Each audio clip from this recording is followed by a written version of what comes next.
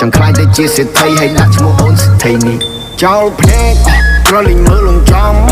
អីងរវល់ព្រៃបីដូចត្រូវថ្នាំសណ្ដំស្អាតពេកអូនធ្វើអីក៏សម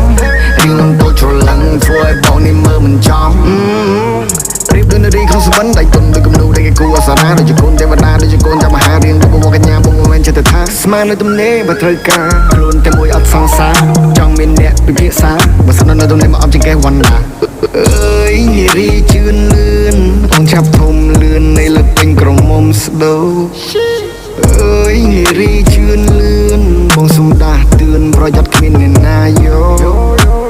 បងអ្នកថែភ្លេងខ្មែរសម័យបុរាណកល្យានបើសិនបានបងលន់ឡងចង់បានអ្វីក៏បានបងសម្រិតចំណងចង់ជាមួយនឹងស្រស់ភុំផាសុំបើកភ្លើងបៃតងឲ្យមកឆ្លងទៅត្រើយមកខាង